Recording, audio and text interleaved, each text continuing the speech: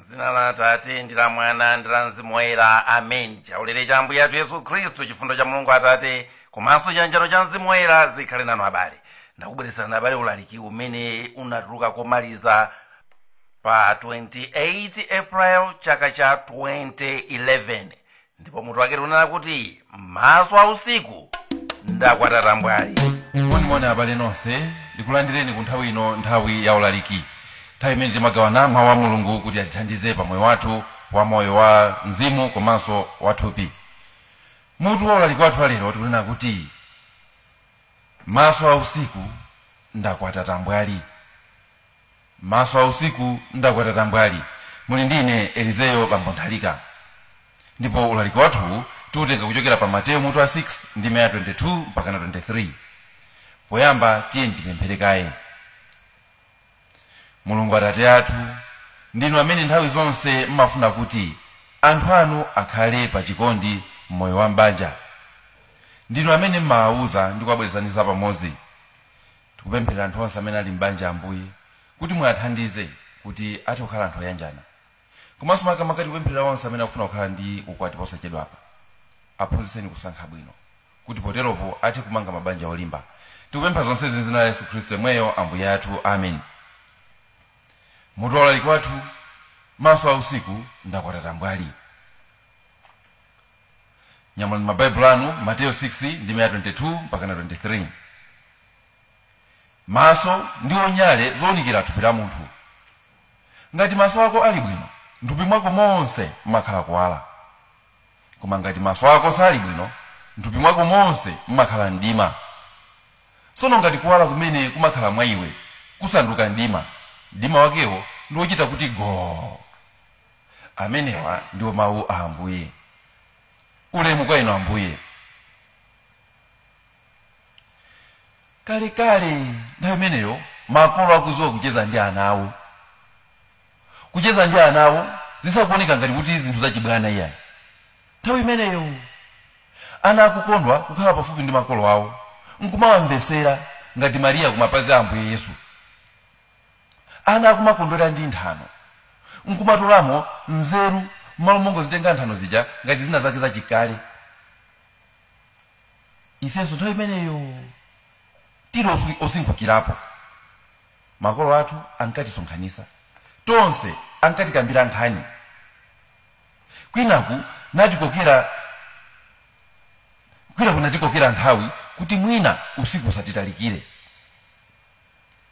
Pang'ono pokha kano tisiyaneko ndi nkhuku zogona 6 koloko isanakwani. Pa nthawi imeneyo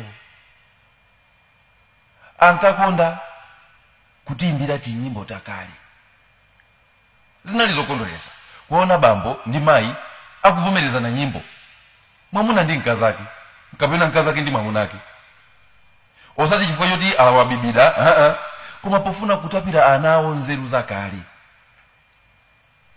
Ndiye lero pokumbukira kale langalo komanso poona nzeru mu zinthu zimene makolo ankachita, ndakubweretserani ulaliki umene mutu wake ndangotenga mutu wa nyimbo imodzi imene ankayimba. Maso a usiku ndakwata tambwali. Ndiye poopera mmawa kuti musaganiza kuti ndimangonena za mmalowa.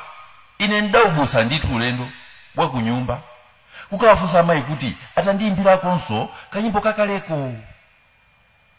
Anandiwuza kuti mwananga usadandaule, khala apa. Komatu ndiye uzindiyankha. Nangatu paja nthawi imeneyo ankandiyankha ndi bambo ako. Ndiye nawuza kuti yayi mayi musadandaule, ine ndizakuyankhani, bora kundiphunzitsa. Ndiyetu munthu amayi anayamba nyimbo ine pambuyo pa.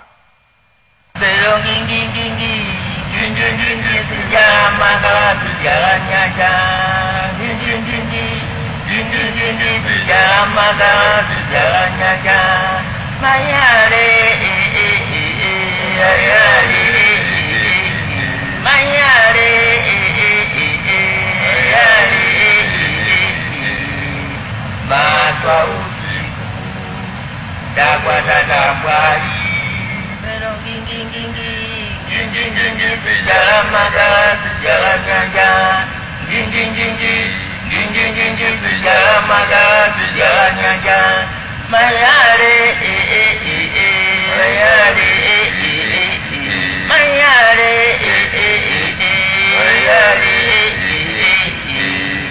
maso usiku ndakwata tambwali mayale mayale mayale mayale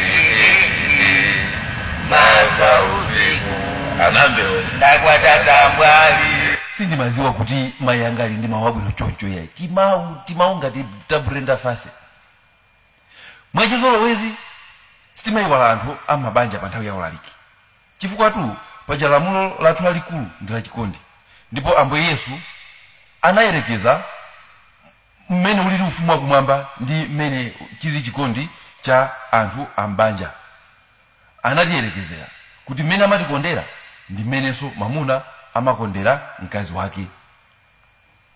Ulaliki uwu ukupita kwa anthu onse amene ali achinyamata ngakhalenso achikulire amene mpaka na lero sanapeze banja koma m'maganizo mwawomo maganizo amabwerera oti siku lina azapeza mkazi, siku lina azapeza mamuna. Monga akuluakulu angakuuzireni mkazi oti ndikunkwatira kapena mamuna oti nkukwatiwa naye samangotola ayi, amachita kusankha. Sopano tonse tikuziwa kuti posankha chinthu chimodzi chimene chimakuthandiza ndi maso. Munthu amene wamuona nkukugwira mtima, munthu amene wamuona nkukudololamo, amene ndiye ali pa ndandanda osankhidwa. Komano tikamakamba za kuona sinkhani ya maso okhatu, mtima wathu umathanso kuona, thupi lathu nalonso limatha kuona. Munthu tu amatha kunena kuti akuluakulu sindikuona bwino, pamalonda ima pano ayi sindikuona bwino. Sizikutanthauza kuti maso ake sakuona, koma kuti thupi lonse akungomva nthawi mwake mukuti china chake sichili bwino. Ndiye nyimbo ija ikukamba za munthu amene akufuna kusankha mkazi oti akwatire. Komano iye khaya ndi manyazi, khaya ndi chani, ati anapita madzulo usiku kukasakasaka mkazi. Ndiye anamtenga koma pomacha mpameneno akazindikira kuti abali taona ni munthu ndatengayi maso a usiku ndakwatira tambwali. Ndiye tu ine sindinatope ndinakafusa amayi kuti kodi mukati tambwali mukutanthauza chani? Ndiye anandiuza kuti tambwali ndiye kuti kamberembere kapena hule. Choncho nyimbo ija ikufuna kuphunzitsa onse kuti posankha kumasankha usana osamasankha usiku. Usiku si nthawi yosankha munthu oti nkupanga naye banja. Posankha kumasankha ukuona bwino osamasankha na usaonako muzakwata tambwali. Posankha kumasankha munthu wako ukuyenda bwino usanabayizike, chifukwa ngati simusankha bwino muzasankha tambwali. Sopano tikatenga Bible pokamba za mdima sitimangokamba za mdima umene umabwera madzulo timauziwa uja. Pali mdima umene umatha kugwa masana ndithu. Mmene Ambuye Yesu anamwalira pa mtanda kunagwa mdima kuyambira 12 koloko mpaka na 3 koloko masana. Mdima ndiye kuti zinthu zasokonekera, zinthu sizili bwino. Maso a usiku ndiye kuti kumayesayesa kusankha pamene munthu zinthu sizili bwino, kuyesa kusankha pamene munthu sungathe kuona bwinobwino. Ndiye kuti pamene tikutanthauza kuti maso a usiku. Sopano ukasankha pamene sungathe kuona bwino ndizo umasankha zosakhala bwino. Ndinena pano ena ukwati wawo uli gwede. Chifukwa chani? Posankha anasankha nthawi yachabe, anasankha madzulo, anasankha usiku. Lero mmene kwacha mpamene akuona kuti maso a usiku abali ndithu ndakwata tambwali. Sopano kodi tikati usiku kwa ife lero titenge tanthauzo lotani? ndi nthawi imene tilife ino tinganene kuti apa uno ndiye usiku. Ndi nthawi itiyo imene ife tingene kuti usiku ndi umenewo. Nthawi yosayenera kusankha, nthawi yosayenera kupanga zinthu zimene zili zofunika kwambiri.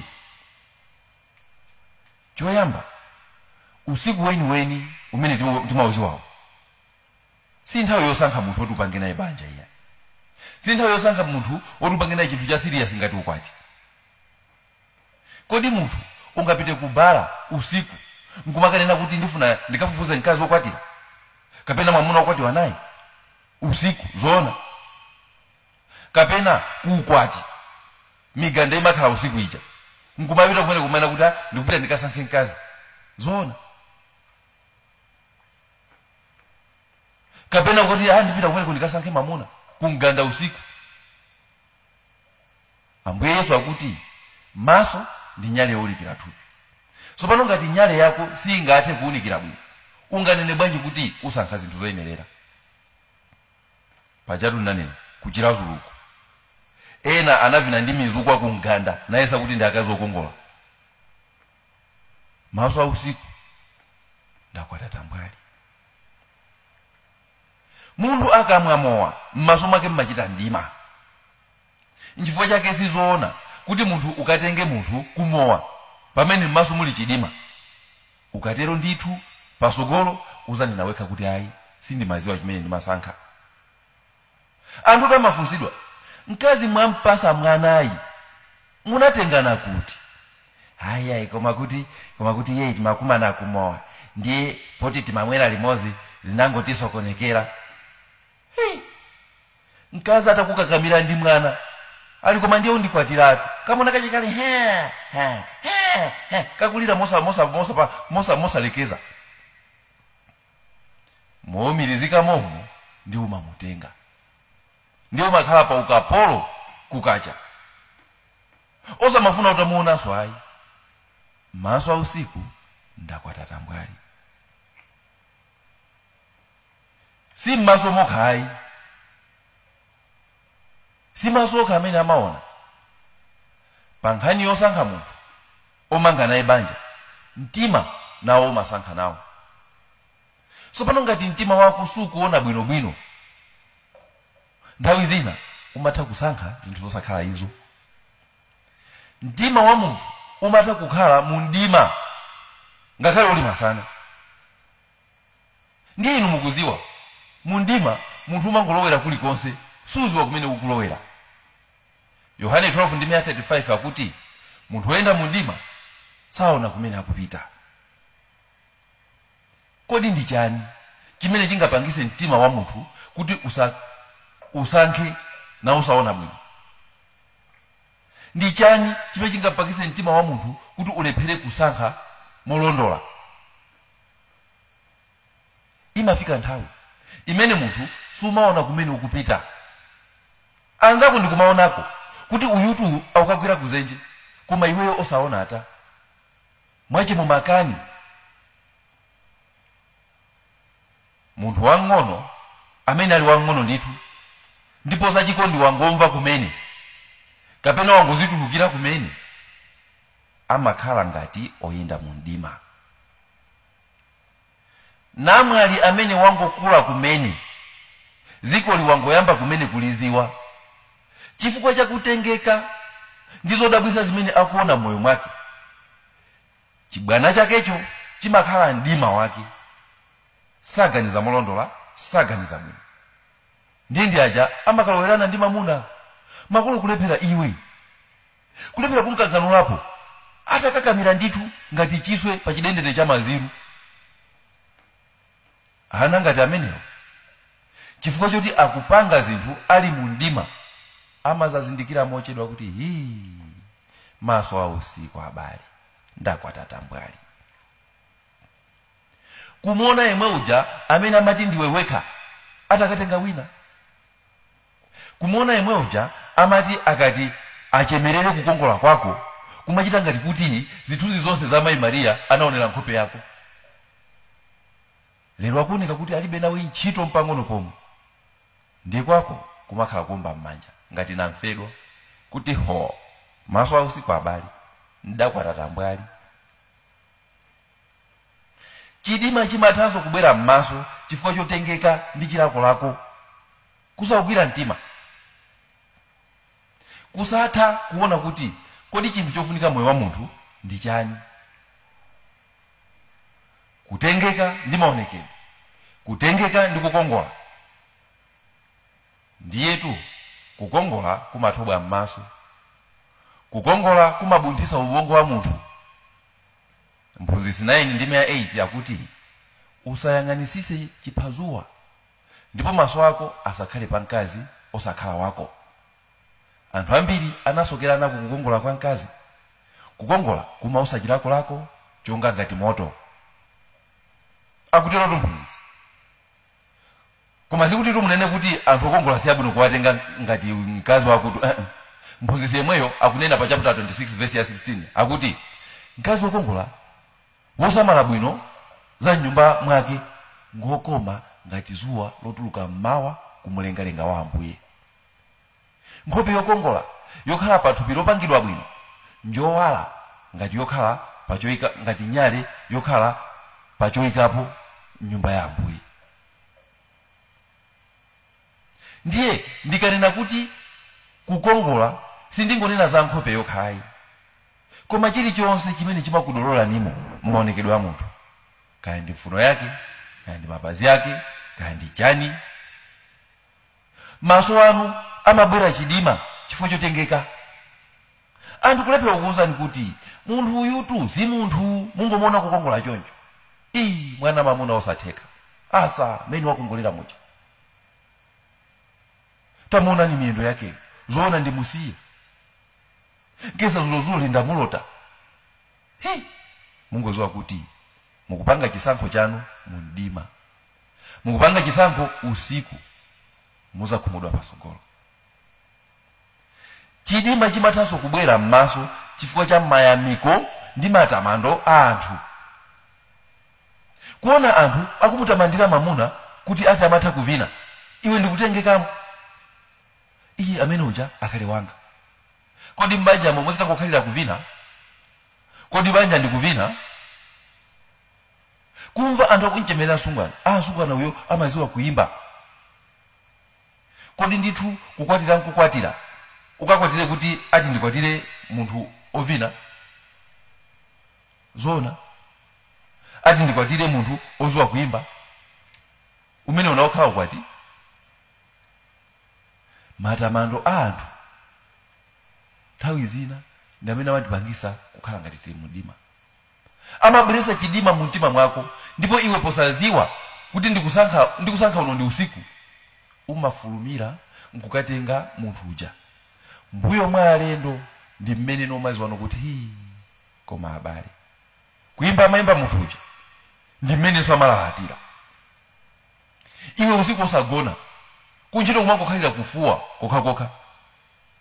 Maso a usiku ndakwata tambwali. Kapena iyayi oziwa kuvina koma osakhazikika, ndi luso lakero satha kukhala okhulupirika. Maso a usiku ndakwata tambwali.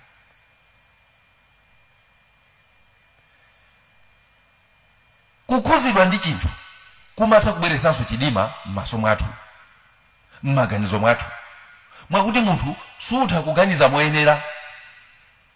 Mwachisanzo, munthu amene wakhuzidwa ndi maliro satha kuganiza moyenera chifukwa ndi kukhuzidwa.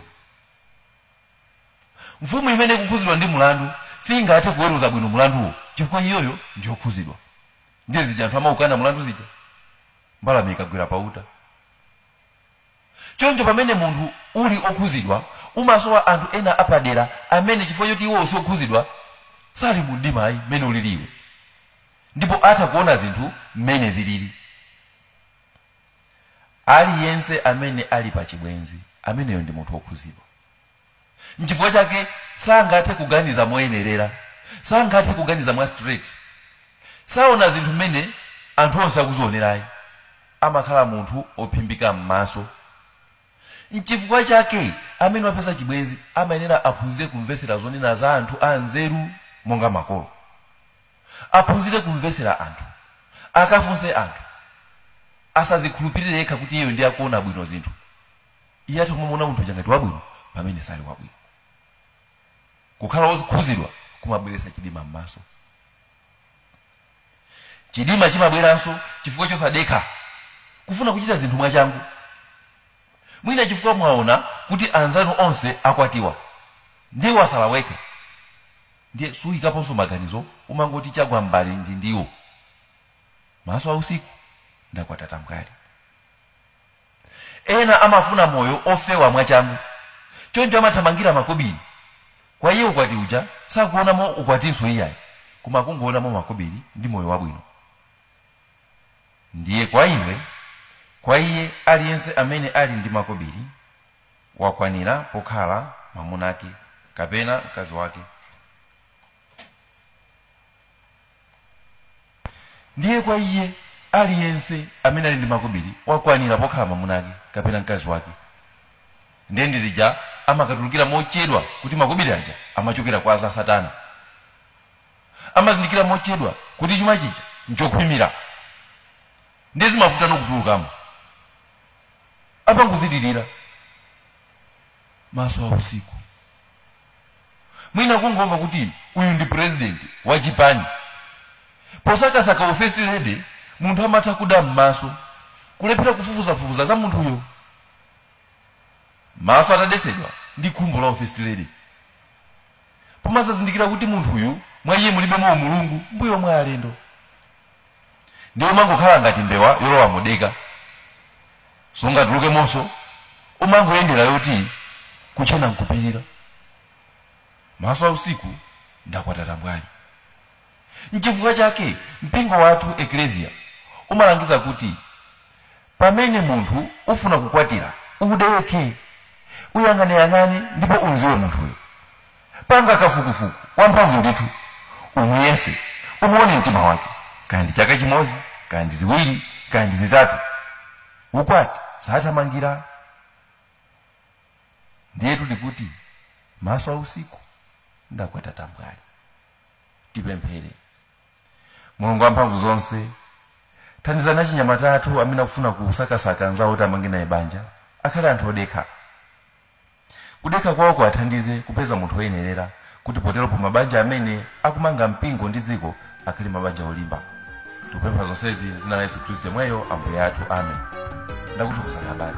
Tili siku lina muzakhalepo mpo kuti tizagawane Mzimu wa Mulungu. Munali ndine Zero.